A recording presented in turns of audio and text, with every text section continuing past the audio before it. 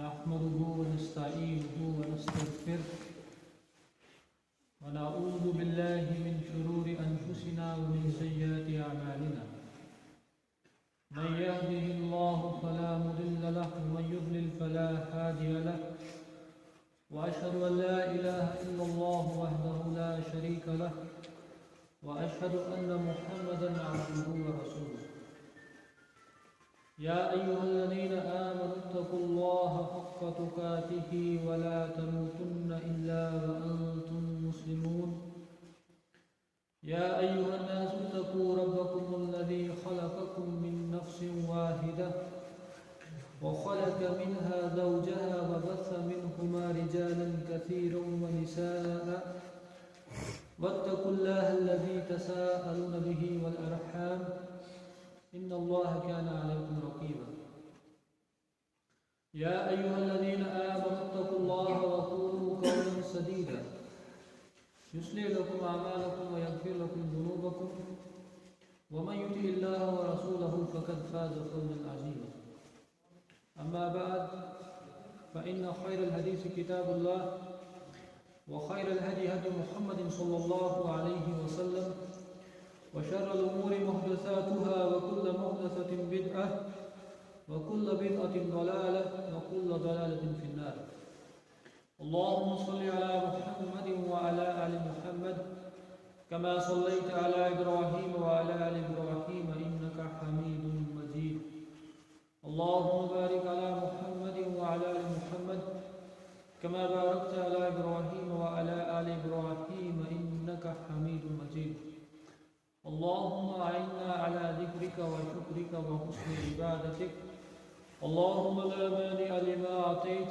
ولا مؤتي لما منعت ولا ينفع ذا الجد منك الجد اللهم إنا نسألك الجنة ونعوذ بك من النار اللهم إنا نسألك علما نافعا وعملا متقبلا ورزقا طيبا ربنا آتنا في الدنيا حسنة وفي الآخرة حسنة وقنا عذاب النار ربنا تقبل منا إنك أنت السميع العليم وتب علينا إنك أنت التواب الرحيم رب اشرح لي صدري ويسر لي أمري واحلل عقدة من لساني يفقهوا قولي ربي زدني علما سبحانك لا علم لنا إلا ما علمتنا إنك أنت العليم الحكيم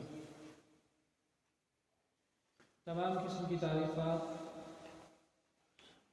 حمد و ثنا کبریائی بڑائی یکتائی تنہائی بادشاہی شہنشاہی پاکیزگی اللہ وحدہ لا شریک کے لیے اور درود و سلام اللہ تعالیٰ کے تمام انبیاء اور رسولوں پر خصوصاً سید المرسلین امام الانبیاء محمد عربی صلی اللہ علیہ وسلم پر اللہ تبارک و تعالیٰ نے سورۃ الانعام آیت نمبر 151 152 اور 153 میں نہایت ہی عظیم احکام یا وصیتیں بیان فرمائی ہیں یہ 10 وصیتیں ان 3 آیات کے اندر اتنی زیادہ عظیم الشان ہے کہ گویا صراط مستقیم ہے ہم نماز کے اندر سورۃ الفاتحہ میں ہر رکعت میں اللہ تبارک و تعالیٰ سے دعا کرتے ہیں اہدنا الصراط المستقیم اے اللہ ہم سب کو صراط مستقیم کی ہدایت فرما اور یہ صراط مستقیم کیا ہے ان آیات کے اندر نہایت ہی 10 نکات میں اللہ تبارک و تعالیٰ نے مختصر انداز میں بیان کیا ہے عبداللہ ابن مسعود رضی اللہ تعالی عنہ ارشاد فرماتے ہیں کہ اگر کوئی انسان یہ چاہتا ہے، یہ خواہش رکھتا ہے کہ اللہ کے نبی علیہ السلام کی وصیتیں کیا تھیں، تو اس کو چاہیے کہ وہ ان آیات کو پڑھے۔ گویا کہ اللہ کے نبی علیہ السلام نے یہ جو 10 وصیتیں ہیں ان کے اوپر اپنی مہر لگا دی ہے، اور جو انسان اپنی زندگی کے اندر ان باتوں کو داخل کرے گا وہ صراط مستقیم پر ہے۔ آئیے شروع کرتے ہیں کہ وہ 10 باتیں کیا ہیں۔ مسلسل 3 آیات ہیں سورۃ الانعام کی، آیت نمبر 151، 152 اور 153۔ اللہ تبارک و تعالیٰ نے ارشاد فرمایا، قُلْ تَعَالَوْا أَتْلُ مَا حَرَّمَ رَبُّكُمْ عَلَيْكُمْ، آپ کہہ دیجئے اے محمد صلی اللہ علیہ وسلم لوگوں سے کہ آؤ، تعالوا آؤ، اتلو ما حرم ربکم علیکم، کہ میں تمہیں پڑھ کر سناتا ہوں کہ تمہارے رب نے تم پر حرام کیا چیزیں کی ہیں، وہ کون سی باتیں ہیں، وہ کون سی چیزیں ہیں جو تمہارے لیے حرام ہیں۔ اور مسلسل اس کے بعد 10 باتیں ہیں، اور یہ نہایت ہی عظیم باتیں ہیں کہ ایک انسان کی نجات کے لیے کافی ہے۔ سب سے پہلی بات، آپ سب حضرات کو معلوم ہے کہ وہ کیا ہے، حرام کیا ہو سکتا ہے جو اللہ تبارک و تعالیٰ نے انسان کے لیے کیا ہے۔ آج عام مسلمان کیا سمجھتا ہے کہ جو جھٹکا ہے بس وہی حرام ہے، اس میں بہت پرہیز کرتا ہے، باوضو ہونا چاہیے اور مولوی ہونا چاہیے، بہت ساری چیزیں ہیں۔ آدمی کہتا ہے کہ جو ہم مرغا یا جانور ذبح کر کے کھاتے ہیں وہ حلال ہونا چاہیے، بس یہی ہمارے نزدیک ایک حلال کی شکل ہے، اس میں ہم بہت زیادہ متقی اور پرہیزگار نظر آتے ہیں۔ اس کے علاوہ جو اصل ہے، جو سب سے اہم باتیں ہیں حلال اور حرام کے تعلق سے، ہم لوگ غافل ہیں۔ اس آیت کے اندر سب سے پہلی چیز یہ معلوم ہوتی ہے کہ اللہ کے نبی نے فرمایا اتل ما حرم ربکم، کہ میں پڑھ کر سناتا ہوں تمہارے رب نے کیا چیزیں حرام کی ہیں۔ حرام کرنے کا اختیار کسی عالم کو نہیں ہے، کسی امام کو نہیں ہے، کسی ولی کو نہیں ہے، بلکہ یہ تمہارے رب کے پاس اختیار ہے کہ وہ کسی چیز کو حرام قرار دے یا پھر حلال قرار دے۔ حالانکہ اللہ کے بعد جو مرتبہ اور مقام اس کائنات میں انبیاء اور رسولوں کا ہے، اور ان میں سے بھی امام الانبیاء محمد عربی صلی اللہ علیہ وسلم، ان کو بھی اختیار نہیں تھا کہ وہ کسی چیز کو اپنی طرف سے حرام قرار دیں۔ تو ہم لوگوں کے کہنے سے کسی چیز کو حرام ٹھہرائیں اور کسی چیز کو حلال ٹھہرائیں، یہ اللہ کے ساتھ شرک ہے۔ کیوں؟ حرام اور حلال کا جو اختیار ہے وہ اللہ تبارک و تعالیٰ کے پاس ہے۔ پہلی بات کیا ہے؟ اللہ تشرک بہ شیئا، کہ ہرگز تم اس کے ساتھ کسی بھی چیز کو شریک مت ٹھہراؤ۔ اس میں 2 باتیں ہیں، ایک تو یہ کہ عبادات کی جتنی بھی قسمیں ہیں، چاہے وہ قولی عبادات ہیں، عملی ہیں، اعتقاد ہے، جو بھی چیزیں عبادت کے ساتھ تعلق رکھتی ہیں، کسی بھی قسم کی عبادت میں اللہ کا شریک کسی کو نہیں ٹھہرانا ہے۔ اور دوسری بات یہ کہ اللہ کے ذات کے ساتھ کسی دوسری چیز کو شریک نہیں ٹھہرانا ہے۔ جو عبادت کرنی ہے وہ خالص اللہ کے لیے کرنی ہے، اور جو اللہ کے بارے میں عقیدہ ہے وہ خالص اللہ کے لیے ہونا چاہیے۔ یہ توحید ہے۔ سب سے زیادہ جو خبیث چیز ہے وہ کیا ہے؟ شرک ہے۔ اسی لیے آپ دیکھتے ہیں تمام چیزوں پر اللہ تعالیٰ نے شرک کو مقدم کیا ہے، اس کی خباثت اور اس کی برائی کو سامنے رکھتے ہوئے. اور اسلام میں سب سے جو بری چیز ہے، سب سے بڑا ظلم ہے، وہ یہی شرک ہے. نمبر 2 وبالوالدین احسانا، دوسری وصیت کہ اپنے والدین کے ساتھ احسان کا معاملہ کرو. امام قرطبی رحمہ اللہ فرماتے ہیں کہ احسان کا معنی کیا ہے؟ وبالوالدین احسانا. تو احسان کا مطلب کیا ہے؟ ہم کیا سمجھیں احسان کس کو کہتے ہیں؟ کہتے ہیں والدین کے ساتھ حسن سلوک کا معنی یہ ہے کہ ان کے ساتھ نیکی کی جائے. نیکی کے بہت سارے کام ہیں. کسی انسان کے ساتھ آپ خوش مزاجی کے ساتھ مسکراتے ہوئے بات کریں، یہ نیکی ہے. کسی انسان پہ مال خرچ کرنا نیکی ہے. کسی انسان کو کوئی ثواب کی بات بتانا، قرآن و سنت کی تعلیم دینا، یہ نیکی ہے. تو گویا کہ جتنے بھی نیکی کے کام ہیں، سب سے پہلے جو ذات حقدار ہے وہ کون ہے؟ آپ کے والدین ہیں. کہ آپ لوگوں کے ساتھ تو بہت اچھے سے رہتے ہیں لیکن اپنے والدین کے ساتھ نہیں. آپ کو فکر ہے لوگوں کی، اور انٹرنیشنل لیول کے جو معاملات ہیں ان میں آپ کو بہت زیادہ انٹرسٹ ہے، لیکن گھر میں جو ماں باپ کی پریشانیاں ہیں اس کی طرف دھیان نہیں. تو نیکی کے جتنے کام ہیں وہ اپنے والدین کے ساتھ کریں. ان کی حفاظت کی جائے، پروٹیکشن دی جائے. وہ رہنے کے اعتبار سے ہے، سردی گرمی کے اعتبار سے ہے، اور جو بھی شر و ضرر کی چیزیں ہیں ان سے انہیں بچایا جائے. نقصان کی چیزیں جو بھی ہیں اپنے والدین کی حفاظت کریں اور ان کی تابعداری کی جائے. اگر وہ غلام ہو تو ان کی غلامی کے ازالہ کی کوشش کی جائے، یعنی کہ اگر وہ کسی کے انڈر ہے کوشش کی جائے کہ انہیں آزاد کیا جائے.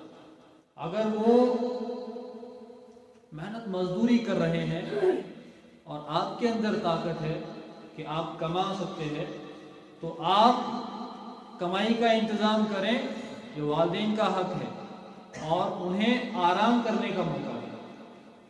اگر آپ کمائیں گے، آپ سنبھالیں گے تو ماں باپ کو کیا مجبوری ہے؟ وہ تو آپ کے لیے ہی کرتے ہیں یا اپنے لیے کرتے ہیں.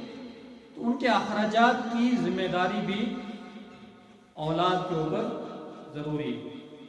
اور اسی طرح سے ان پر کوئی آرڈر یا حکم نہ جمایا جائے. تو بہت ساری باتیں، نیکی کا کام ان کے ساتھ کیا جائے، ان کی حفاظت کی جائے، جو بھی نقصان کی، شر کی، ضرر کی چیزیں ہیں ان سے ان کی حفاظت کی جائے، ان کی تابعداری کی جائے اور ان پر حکم نہ چلائے.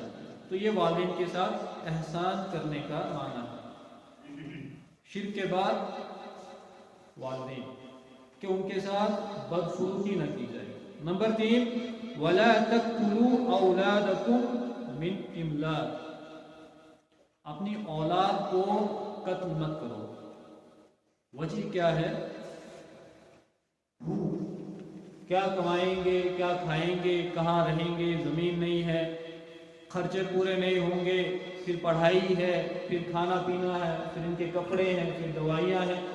ہمارے دو بس اپنا لائف سرکل کمپلیٹ ہو جائے گا. یہ نہیں ہے. اس میں الگ الگ طریقے سے جو ہے حربے استعمال کیے جاتے ہیں. اس وقت کیا تھا کہ اگر بیٹی ہوتی تھی تو اس کو زندہ دفن کر دیتے تھے، لیکن آج کیا ہے؟ آج ٹیکنالوجی کا استعمال کرتے ہیں. ماں کے پیٹ میں بچہ ہوتا ہے، ایبارشن کے ذریعے سے اس کو ختم کر دیا جاتا ہے، یا پھر اس سے پہلے ہی 2 بچے یا 3 بچے ہو گئے، سلسلہ بند کر دیا جاتا ہے. نسل بندی کرنا بغیر کسی شرعی اور جسمانی عذر کے حرام ہے. کہ ایک انسان اگر جسمانی اعتبار سے بیمار ہے، ایک عورت ہے، ایک خاتون ہے، بیمار ہے، اس کے اندر یہ کیپیسٹی یا اس کے اندر کیپیبلٹی نہیں ہے کہ وہ بچہ رکھ سکتی ہے اپنی بیماری اور کمزوری کی وجہ سے، تو وہ بچہ روکنے کا کام کروا سکتی ہے میڈیکلی. لیکن ایک عام انسان جو اپنا ذہن یہ بنائے کہ 2 کافی ہیں، 3 کافی ہیں، زیادہ کریں گے تو زیادہ مشکلات ہوں گی، زیادہ مسائل ہوں گے، کھانے پینے کا معاملہ ہے، مکان کا ہے، باقی چیزیں انسان سوچ لیتا ہے اپنی جگہ، تو اللہ تبارک و تعالیٰ نے نمبر 3 پر اس چیز کو رکھا، وَلَا تَقْتُلُوا أَوْلَادَكُمْ، اپنے اولاد کو قتل مت کرو، نَحْنُ نَرْزُقُكُمْ وَإِيَّاهُمْ، تم پہلے یہ تو سوچو کہ تمہیں رزق کس نے دیا، آج تو کما رہے ہو، جب چھوٹے تھے تب کس نے تمہیں رزق دیا، ماں کے پیٹ میں تھے رزق کس نے دیا، اپنے ارد گرد دیکھو اتنے بڑی اللہ تعالیٰ کی مخلوقات ہیں جو دن میں کوئنٹل کے حساب سے کھاتی ہیں، ان کو رزق کون دے رہا ہے؟ سمندر کے اندر دیکھیں آپ، ایسی مخلوقات ہیں جو ابھی انڈسکور ہیں، اور جو ڈسکور بھی ہوئی ہے انسان حیران ہے، ان کا رزق وہ خود ٹن کے حساب سے ہے اور ان کی غذا کوئنٹل کے حساب سے، کون کھلا رہا ہے، کون پلا رہا ہے؟ کچھ جانور ایسے ہیں جو گوشت ہی کھاتے ہیں، اور کس نے انتظام کیا ان کے لیے؟ ہم تو نہیں کماتے، ان کی جاب تو نہیں ہے، کون ہے جو رزق دے رہا ہے؟ نحن نرزقکم، ہم ہی تمہیں رزق دے رہے ہیں، اور ان کو رزق دینا یہ ہمارے ذمہ ہے۔ اللہ تعالیٰ کے جو صفاتی نام ہے ان میں سے ایک کیا ہے؟ الرزاق، سب کو رزق دینے والا، کسی کے پاس اختیار نہیں ہے۔ اللہ نے جو سانسیں ہمیں دی ہیں یہ بھی رزق میں شمار ہوتا ہے، ہمارے پاس تو اختیار نہیں ہے کب یہ دل کی دھڑکن رک جائے، اور جو سانس کی صورت میں ہم آکسیجن لیتے ہیں یہ رزق ہے، پانی پیتے ہیں رزق ہے، فری میں ہے۔ تو یہ خوف رکھنا کہ کہاں سے کھلائیں گے، کہاں سے کمائیں گے، اس بنیاد پر اولاد کا سلسلہ بند کروا دینا یہ حرام ہے۔ نمبر 4، وَلَا تَقْرَبُوا الْفَوَاحِشَ مَا ظَهَرَ مِنْهَا وَمَا بَطَنَ، اور فاحشات کے قریب مت جاؤ۔ فاحشات جو فحاشی ہے، بے حیائی ہے، اس کے قریب مت جاؤ۔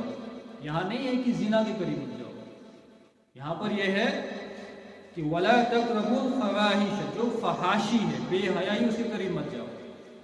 اور آج کے دور میں اس کے لیے جو پرفیکٹ ایک ٹرم ہے جس سے ہم سمجھ سکتے ہیں کہ یہ فحاشی کیا ہوتی ہے، آپ سمجھ سکتے ہیں کہ اس کا بدل اگر کوئی پریکٹیکل صورت ہمارے سامنے ہے وہ فلم انڈسٹری ہے، وہ بالی ووڈ ہے، کہ جہاں پر فحاشی اور بے حیائی کے علاوہ کچھ نہیں ہے، اسے قریب مت جاؤ۔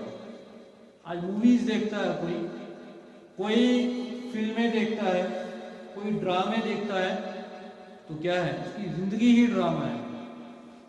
یہ بے حیائی کے علاوہ، فحاشی کے علاوہ کچھ نہیں ہے، اور اس کے قریب بھی مت جاؤ، اس کے قریب بھی مت جاؤ۔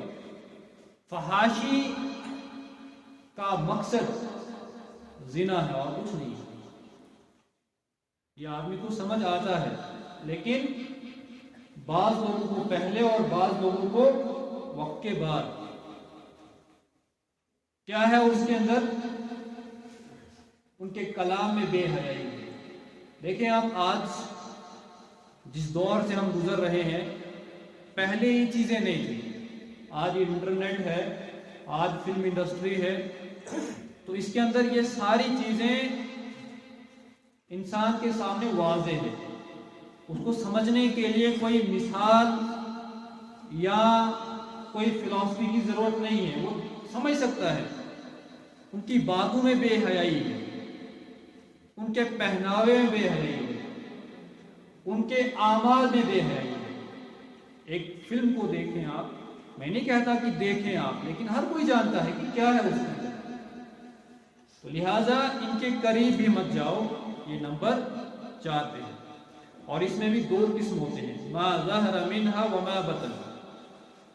فحاشی ایک تو ظاہری ہے اور ایک باطنی ہے، اور مفسرین کہتے ہیں ظاہری فحاشی کیا ہے کہ جو سب لوگ جانتے ہیں، ایک عورت بے پردہ بازار میں گھوم رہی ہے، کیا ہے؟ بے حیائی ہے، یہ ظاہری ہے کہ جس کا تعلق لوگوں کے ساتھ ہے، لوگ سب جانتے ہیں، لیکن ایک باطنی ہے، آپ کے دل کا خیال کیسا ہے، آپ ایک کمرے میں کیا کر رہے ہیں، آپ لوگوں سے چھپ کر کیا کر رہے ہیں، اس کا تعلق آپ کے رب کے ساتھ ہے۔ ایسا نہیں ہے کہ جو لوگوں کو نظر نہیں آ رہا ہے وہ سب جائز ہے؟ نہیں۔ عرب کے جو کافر لوگ تھے وہ یہ سمجھتے تھے کہ چوری چھپے زنا کرنا غلط نہیں ہے، کوئی آدمی چوری چھپے زنا کر لے وہ غلط نہیں، اس کو جائز ٹھہراتے تھے، لیکن اللہ تبارک و تعالیٰ نے شریعت کے اندر، اسلام کے اندر اس چیز کو حرام قرار دیا ہے، اور وجہ یہ ہے کہ سب سے زیادہ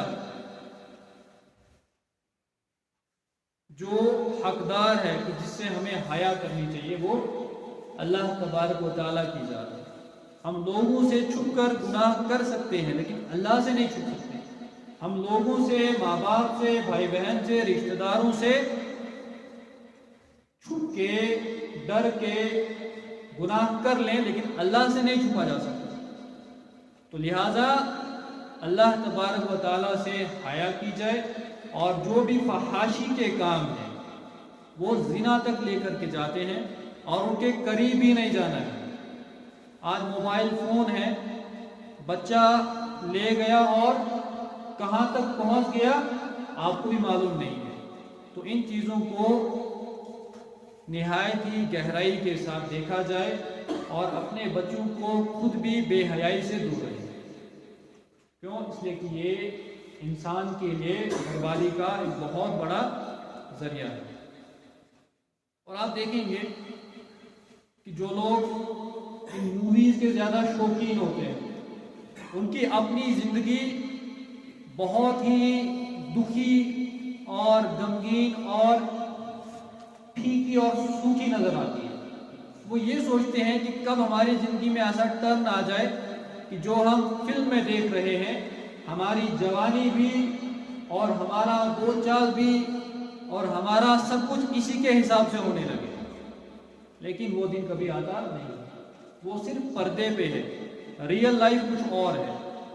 آدمی سوچتا ہے میں غریب گھر میں ہوں اور میرے پاس گاڑی نہیں ہے، مجھے کوئی جانتا نہیں ہے، تو میری زندگی کیا ہے؟ اور کبھی کبھی اپنے والدین کو بھی اس کا قصوروار ٹھہراتا ہے، لیکن وہ صرف ایک دھوکہ ہے۔ ریئل لائف انسان کی وہی ہے جو اس کے اپنے مسائل ہیں، اس کے گھر کے اندر، اس کے اپنے ذات کے تعلق سے، اس کے بھائی بہن، اس کے والدین کے تعلق سے، ان کو وہ صحیح کرے تو اس کی زندگی جو ہے وہ ایک بہترین زندگی بن سکتی ہے۔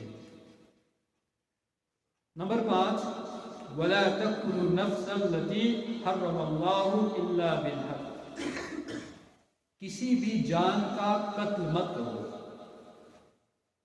کہ جس کو اللہ تعالیٰ نے حرام قرار دیا ہے، الا بالحق، مگر حق کے ساتھ۔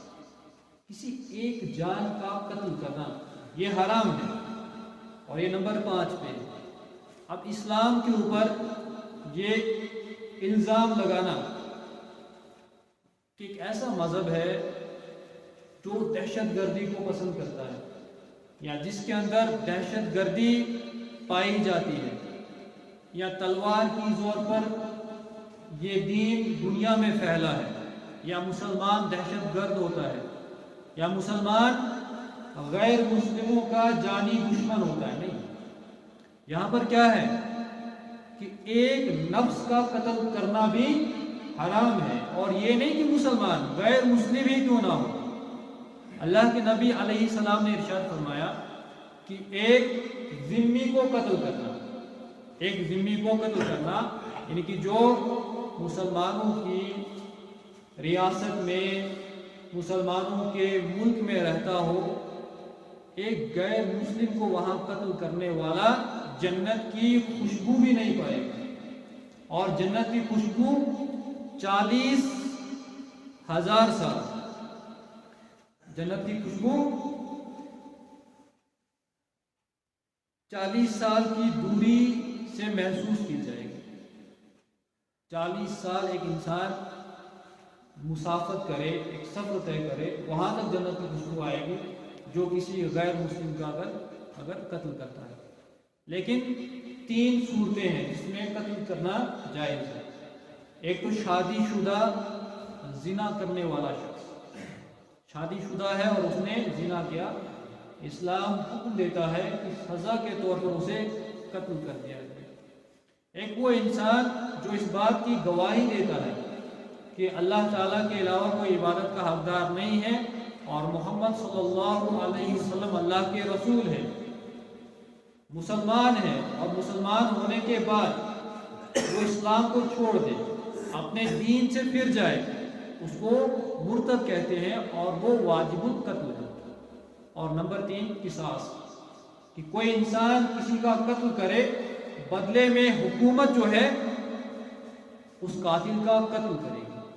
اس کے علاوہ کسی بھی صورت میں کسی انسان کا قتل کرنا جائز نہیں ہے۔ نمبر 6 وَلَا تَقْرَبُوا مَالَ الْيَتِيمِ إِلَّا بِالَّتِي هِيَ أَحْسَنُ، اور یتیم کے مال کے قریب مت جاؤ، إِلَّا بِالَّتِي هِيَ أَحْسَنُ، مگر احسن طریقے سے۔ کیا مطلب؟ اگر کوئی یتیم ہے جس کا مال، جس کی جائیداد آپ کے پاس ہے، آپ اس کے وارث بنے ہوئے ہیں، آپ کو ہرگز جائز نہیں ہے کہ اس مال میں سے آپ خرچ کریں اپنے اوپر۔ یتیم کے اوپر کر سکتے ہیں لیکن اپنے اوپر نہیں کر سکتے۔ الا باللتی ہی احسن، لیکن احسن طریقے سے۔ اس کا معنی یہ ہے کہ اگر یتیم کا مال آپ کے پاس ہے، آپ اس سے تجارت کر سکتے ہیں، اسے کہیں انویسٹ کر سکتے ہیں حلال کاموں میں اور وہاں سے فائدہ کما سکتے ہیں، لیکن اس فائدے میں آپ کا حق نہیں ہے، اس کا ہے الا باللتی ہی احسن حتی یبلغ اشدہ، کب تک؟ جب تک کہ وہ بالغ نہ ہو جائے۔ اب یہ تو یتیم کی بات ہے۔ جو یتیم کے پاس مال ہے، ظاہر سی بات ہے کہ وہ اس کا خود کا کمایا ہوا نہیں ہے، حقدار تو وہی ہے لیکن اس نے کمایا نہیں ہے۔ اب کوئی انسان ایسا ہے کہ جو کسی کی کمائی کو ہڑپ کرے، ایک محنت اور مزدوری کرنے والا شخص، ایک مزدور آدمی، وہ تو زیادہ حق رکھتا ہے نا اس چیز کا کہ اس کی محنت اور مزدوری کا اس کو بدلہ دیا جائے۔ اب کوئی اگر اس کی وہ محنت اور مزدوری کھا لے، اتنا بڑا گناہ ہو سکتا ہے۔ یہ تو یتیم ہے کہ اس کے باپ نے کمایا یا اس کے جو اس کے ذمہ دار تھے ان کا مال ہے۔ اللہ کے نبی نے صلی اللہ علیہ وسلم یہ ارشاد فرمایا کہ ایک مزدور کی مزدوری اس کا پسینہ خشک ہونے سے پہلے ادا کر دی جائے۔ لیکن ہم دیکھیں ہمارا کیا حال ہے۔ بہت زیادہ شکایتیں آتی ہیں کہ جو بڑے لوگ ہیں وہ بڑے لیول پر ان چھوٹے لوگوں پہ ظلم کرتے ہیں، اور یہ ہرگز جائز نہیں ہے۔ نمبر 7 وَأَوْفُوا الْكَيْلَ وَالْمِيزَانَ بِالْقِسْطِ، ناپ تول میں برابری۔ ناپ تول کے اندر کوئی ڈنڈی مارنے کی اجازت نہیں ہے۔ آپ کپڑا میجر کر کے دے رہے ہیں یا زمین میجر کر رہے ہیں، برابر، اس میں کمی نہیں ہونی چاہیے۔ کوئی چیز وزن کر کے تول کر کے دے رہے ہیں، پورے انصاف کے ساتھ اس کے اندر بھی برابری کا معاملہ کیا جائے، اور یہ بہت بڑا جرم ہے۔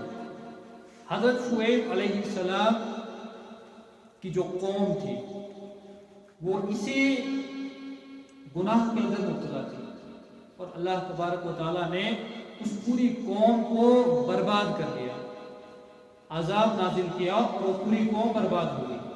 وجہ کیا تھی کہ وہ ناپ تول کے اندر انصاف سے کام نہیں لیتے تھے۔ تو جو بھی انسان اپنی زندگی میں دیکھتا ہے کسی سے کوئی چیز لائی، کم نہیں ہونا چاہیے۔ آپ کہیں گے 5 گرام 10 گرام کم ہے، ہو سکتا ہے آپ کی نزدیک تھوڑی چیز ہے، لیکن اللہ تعالیٰ کا حکم ہے کہ برابر کرو۔ جو کم ہے وہ کم ہے، وہ تو برابر نہیں ہے۔ جو 5 کم ہے وہ کم ہے، وہ زیادہ نہیں ہو سکتا۔ لہٰذا اس چیز کے اندر بھی ایک مسلمان کو بہت محتاط رہنا چاہیے کہ وہ تھوڑا زیادہ ہی کر لے، چلو زیادہ نہیں لیکن کم ہرگز نہیں۔ اور نمبر 8 یہ ہے وَإِذَا قُلْتُمْ فَعْدِلُوا وَلَوْ كَانَ ذَا قُرْبَى، یہ کتنی اہم بات ہے۔ اور جب تم بات کرو، فَعْدِلُوا، عدل اور انصاف کی بنیاد پر آپ کی بات ہونی چاہیے۔ کافی تھا اتنا کہ جب بات کرو، جب بولو، اس میں عدل ہونا چاہیے، اس میں سچائی ہونی چاہیے، اس میں کذب نہیں ہونا چاہیے، اس میں جھوٹ نہیں ہونا چاہیے، اس میں فراڈ نہیں ہونا چاہیے۔ وَلَوْ كَانَ ذَا قُرْبَى، اگرچہ تمہارا کوئی قریب ہی انسان کیوں نہ ہو۔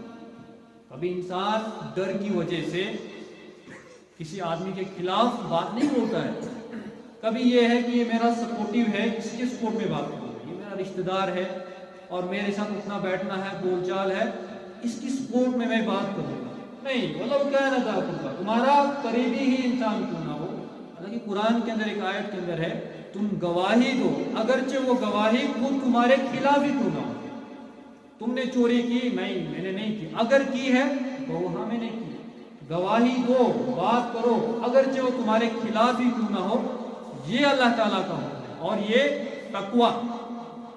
یہ تقویٰ کا ایک معیار ہے کہ جب بات کرو تو بالکل انصاف پر مبنی اور عدل کی بنیاد پر ہونا چاہیے۔ کسی انسان کی طرف زیادہ رجحان ہے، میلان ہے، خوف ہے، کوئی دباؤ ہے، اس بنیاد پر آپ جھوٹ نہیں بول سکتے۔ نمبر 9، وَبِعَهْدِ اللَّهِ أَوْفُوا ذَلِكُمْ وَصَّاكُمْ بِهِ لَعَلَّكُمْ تَذَكَّرُونَ، اور جو تم نے اللہ سے عہد کیا ہے اس کو پورا کرو۔ عالم ارواح کے اندر اللہ تبارک و تعالیٰ نے قیامت تک آنے والے جتنے بھی انسان ہیں سب کی روحوں سے سوال پوچھا، الست بربکم، سب نے کیا کہا؟ بلا، ہاں، اے اللہ تو ہی ہمارا رب ہے، تو اسی عہد کو پورا کرو۔ اور وہ کیسے پورا ہو سکتا ہے؟